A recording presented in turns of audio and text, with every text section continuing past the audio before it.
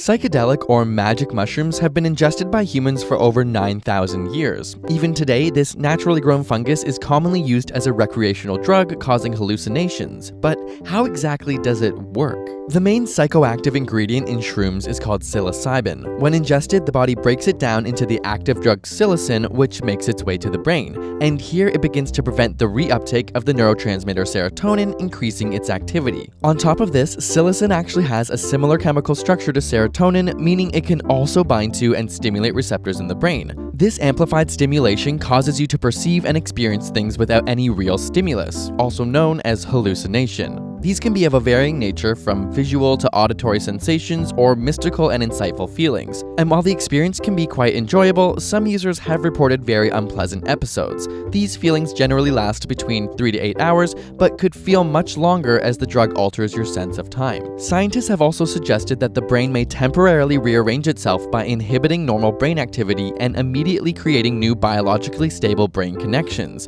This ultimately makes it harder to determine reality from fantasy and amplifies your intensity of thought, which makes planning ahead and self-conscious thinking almost impossible. We also see activation in the hippocampus and anterior cingulate cortex, which are associated with dreaming. Finally, specific emotional regions of the brain are chemically activated, which can lead to a sense of expanding consciousness. And because the drug temporarily alters the paths in your brain, thinking outside the box becomes extremely natural. In a famous US study, 36 college-educated participants were given psilocybin and observed in a laboratory. 1/3 of the participants reported the experience as the single most spiritually significant moment in their lives, with 2/3 putting it in their top 5. 2 months after taking the drug, 79% of the participants reported increased well-being and satisfaction. Friends and family were also interviewed and agreed with these claims. But it's not all so positive. 22% of the clinically tested individuals experienced fear and paranoia at certain points during their trip. And because of the state of their brains, these typically manifested as terrifying and uncontrollable hallucinations. Though much is still unknown about shrooms, they're not considered clinically addictive and cause little toxicity to other organ systems. In fact, a UK study found that they caused the least amount of damage, both to the individual and to others, when compared to other recreational drugs.